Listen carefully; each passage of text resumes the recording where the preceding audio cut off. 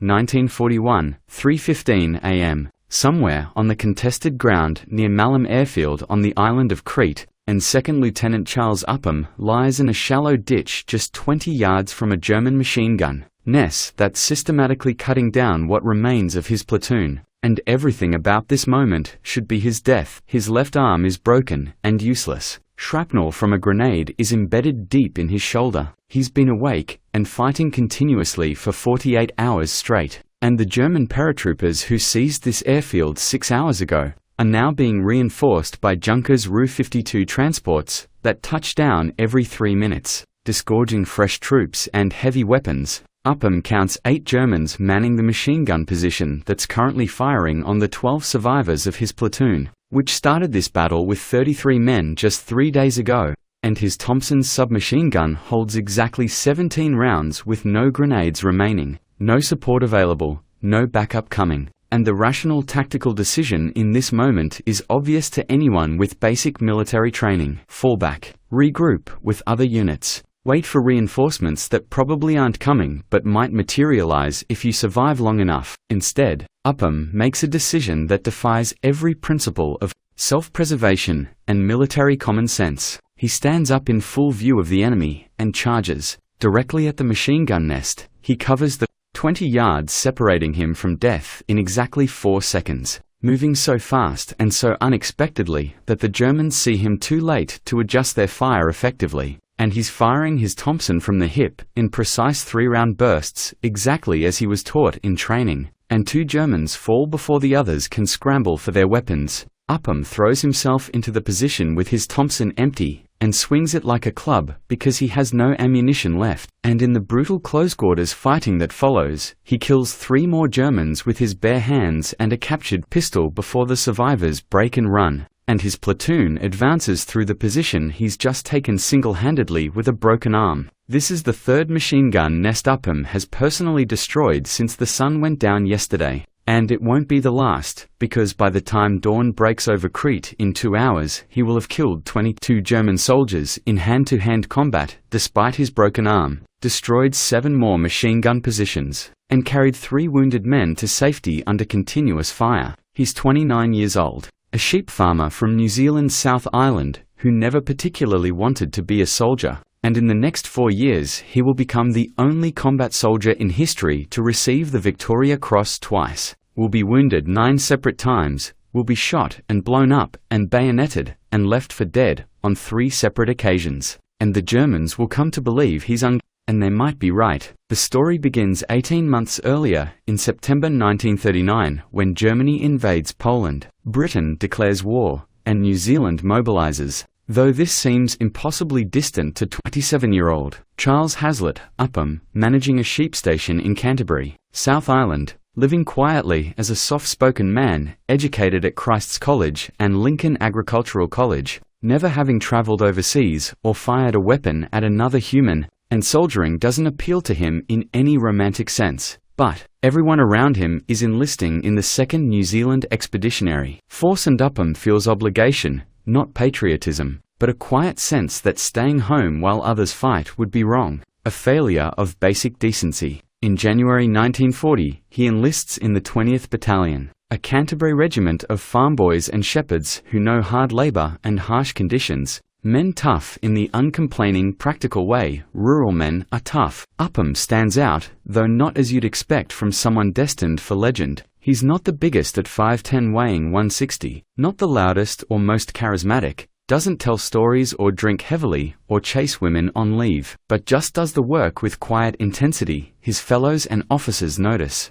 When given a task, he doesn't just complete it, but masters it. Weapons training, fieldcraft tactics, absorbing and executing everything perfectly, and by the time they ship out in May 1940, he's corporal. By Egypt, he's sergeant. By Greece, in March 1941, he's second lieutenant, commanding his own platoon. Despite 14 months in the army and 0 combat experience, April 1941 brings the collapse of the Balkans as Germany invades Yugoslavia and Greece simultaneously, and the Wehrmacht cuts through Allied forces with overwhelming superiority, forcing the 2nd New Zealand Division into desperate defensive positions where they stand no realistic chance of stopping. The German advance, Upham's platoon fights increasingly desperate rearguard actions, holding positions until nearly overrun before pulling back, buying time with their lives for other units to evacuate in brutal work that costs men every day until the platoon drops from 33 to 27. On April 24,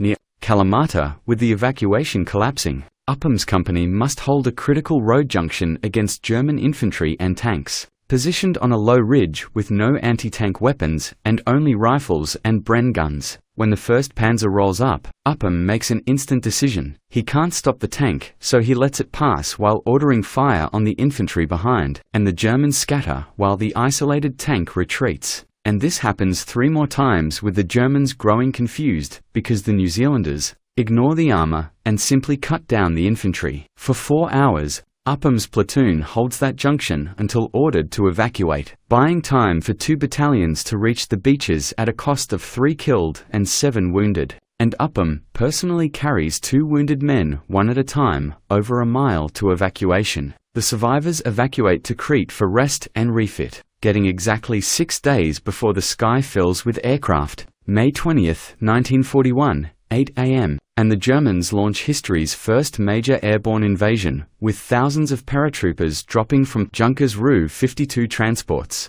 The Luftwaffe controlling the skies completely, while the scattered defenders have no air support and limited artillery. The German plan centers on seizing 3 airfields, Rethymno and Heraklion, because controlling them means unlimited reinforcements. But without them, the paratroopers remain isolated and vulnerable. Upham's battalion defends near Malm airfield with his platoon positioned on a hillside overlooking the drop zone. And when hundreds of paratroopers descend under white parachutes, Upham's men open fire while they're still airborne, because this is survival, not sport. And Germans who land take cover and return fire while the Luftwaffe strafes positions, and the battle dissolves into immediate chaos with paratroopers landing scattered across the island. Upham spots a group of perhaps 20 German paratroopers who've landed in a vineyard 400 yards from his position and are attempting to organize themselves, and he doesn't wait for orders or coordinate with other units, but simply takes 3 men and goes after them,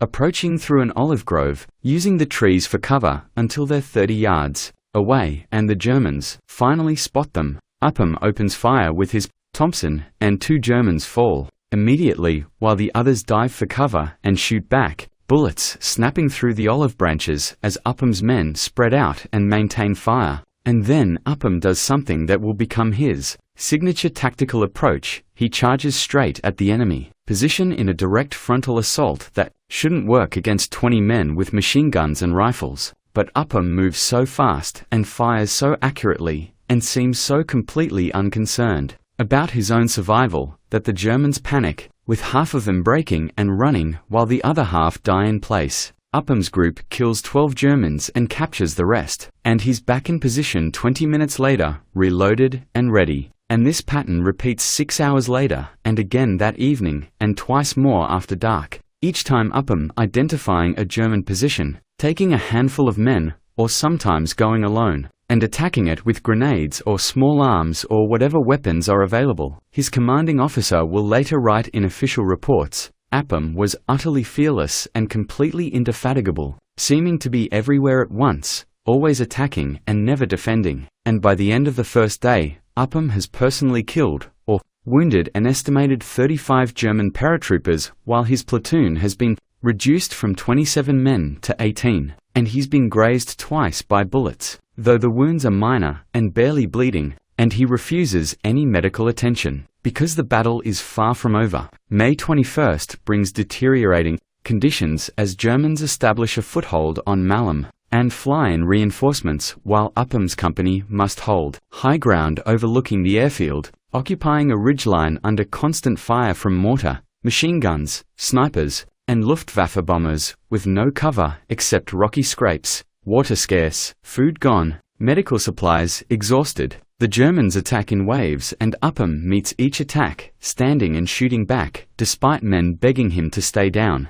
Mid-afternoon, when a German machine gun, firing along the ridgeline, makes movement impossible, Upham volunteers to destroy it, taking 2 men through a ravine in an hour-long crawl, getting within grenade range, throwing 3 grenades that silence the position, Crawling back they're spotted, and one man is hit in the leg while the other is pinned. And Upham could escape, but instead goes back, running through machine gun fire to reach the wounded man, throwing him over his shoulder and running to friendly lines in multiple sprints interrupted by covering fire. He makes it back then, immediately returns. For the other men, even though Germans are now waiting with positioned machine guns, running the same route with bullets tearing ground while one hits his pack and another grazes his helmet, but he reaches the pinned soldier and drags him back and somehow survives. That night, Upham leads 3 more attacks and his men follow because they trust him completely. And on May 22nd, when the 20th Battalion withdraws from Malem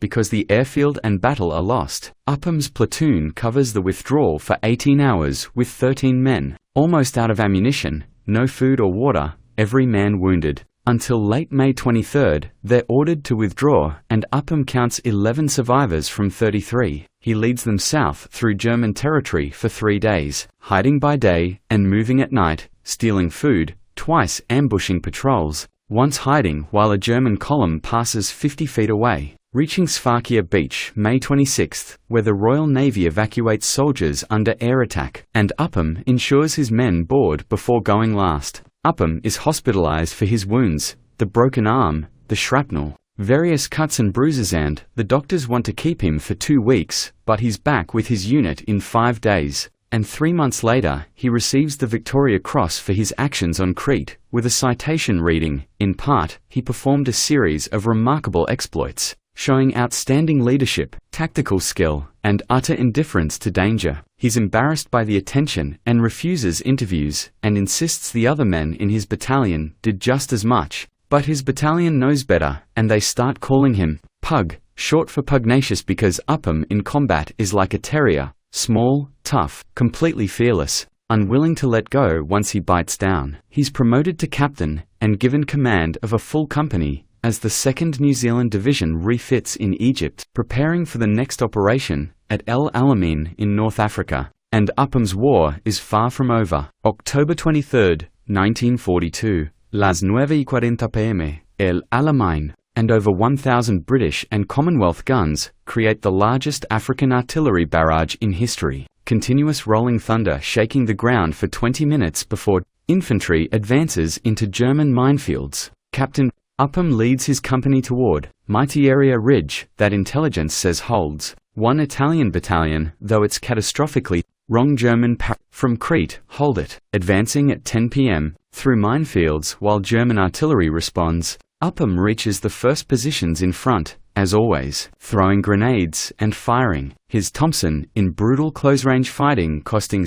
casualties to secure the first trench. The second trench is worse, with machine guns opening up and Upham hit by a bullet through his left elbow, leaving his arm numb. But he switches the Thompson to his right hand and keeps fighting until they take it at a cost of 23 more men. The third trench brings German reinforcements, and Upham's exhausted company at less than half strength attacks anyway, and this earns him the bar to his Victoria Cross. Only 3 people ever received the VC twice. A German machine gun is holding up the entire advance, with men dying every minute, and dawn 3 hours away when German artillery will annihilate them. So Upham stands with his useless left arm hanging and body exhausted from 4 hours of combat, and charges the position alone. It's insane and shouldn't work, but Upham moves possessed, weaving, dodging, firing one-handed, reaching the nest, and killing the crew with bare hands and pistol. 3 Germans dead, and the company advances.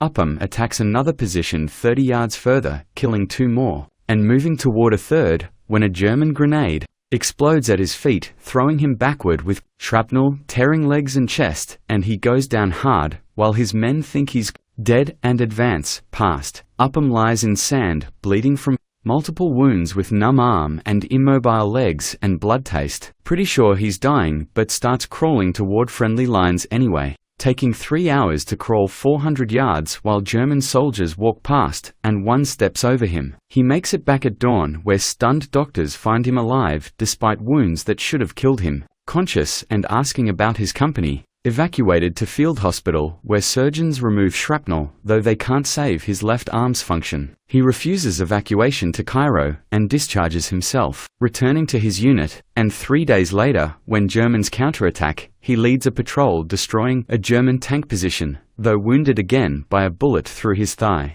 And this time, they forcibly evacuate him to Cairo, where doctors say his war is over. 6 weeks later, he's back preparing for Tunisia, despite no medical clearance. March 1943, in Tunisia brings fighting through broken terrain where Germans defend fortified positions, and every advance costs lives. And on March 30th, near Wadi Vert, Upham leads his company, attacking a fortified hilltop across open ground with no cover. Machine guns open fire within 100 yards, and men fall. But Upham is hit, bullet grazing his head, another hitting his shoulder, and he keeps moving, rallying his men forward, with grenades and bayonets to take the hilltop, at a cost of 37 casualties from 84 men. That night, German counterattacks come, and Upham's survivors hold despite being out of grenades, and nearly out of ammunition, fighting with captured weapons and bayonets. On April 3rd, during another advance, Upham's company is ambushed, and he finds himself trapped in an exposed position by machine gun fire,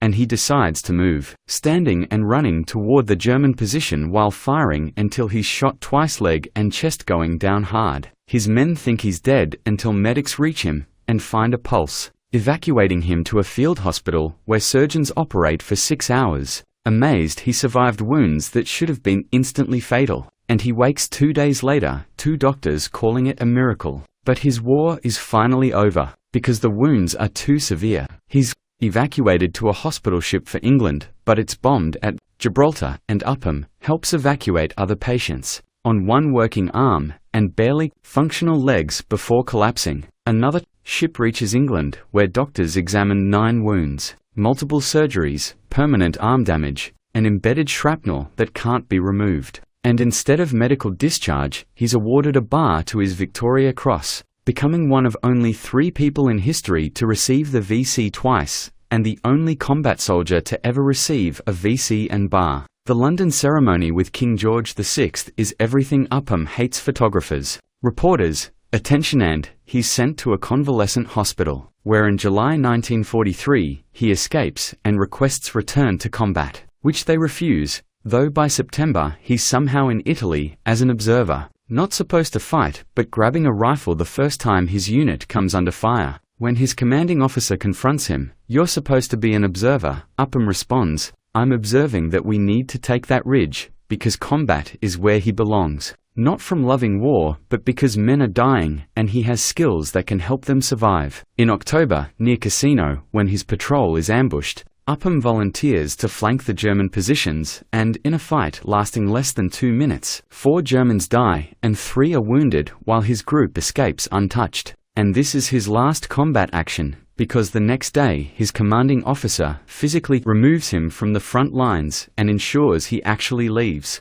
November 1943 brings Upham home after 3 years and 10 months at war, wounded 9 times, having killed at least 43 enemy soldiers in direct combat, having destroyed more machine gun nests than any other New Zealand soldier, awarded the Victoria Cross and Bar, one of the most decorated soldiers in Commonwealth history, at age 31. The ship reaches New Zealand in December to national hero treatment front-page stories, crowds, government demands for parades, none of which he wants. He gives one interview where asked about winning the VC twice, responding, "I just did what needed to be done. Anyone else would have done the same," and when pressed about extraordinary courage, cuts the reporter off. "No, I showed up. The courageous ones are the men who died. They're the heroes, not me." He refuses further interviews, declines parades, rejects a government advisory position because he just wants to go home. In February 1944, Upham returns to Canterbury, buys a sheep station, marries Molly, has 3 daughters, and settles into farming as if he never left. And for 50 years, barely speaks about the war. Neighbors know he served and won medals, but Upham never discusses it. Visitors get polite refusals. Journalists are turned away. Historians told no, and his daughters grow up, barely knowing their father was one of history's most decorated soldiers because he keeps medals in a drawer, doesn't attend reunions, doesn't march in parades, just farms. When he does speak of war, it's about other men, the dead, those who fought beside him, never himself. And one veteran describes him: Pug was the bravest man I ever met, but he'd never admit it. He thought courage was ordinary, thought everyone would do what he did, couldn't understand why people thought he was special. The truth is, Upham understood war required extraordinary things, but also understood celebrating those things missed the point, because war wasn't glorious, but horrible, and the men who died weren't lucky, but unlucky. So he didn't talk about it, just farmed and raised daughters and lived quietly. September 1994 brings Upham's death at 86, after battling cancer, facing death as he faced everything, quietly, without complaint, without drama. His Christchurch funeral draws hundreds with military honors and displayed medals, eulogies focusing on humility and refusal to see himself as special. One speaker quoting his late life words: "I don't think I was particularly brave. I was just there, and things needed to be done, so I did them. That's all." As if destroying dozens of machine gun nests, and killing 40+ enemies, and being wounded 9 times, and receiving the VC twice, was just doing things that needed to be done. The Germans who fought him called him the Ghost because he seemed unkillable, with multiple soldiers reporting killing a New Zealand officer matching his description, only to have him attack again days later. And one captured officer remembered Alamein: "There was one officer very aggressive, always attacking. Everywhere at once. We shot him several times. He kept coming. My men believed he was protected by magic, or God. They were terrified,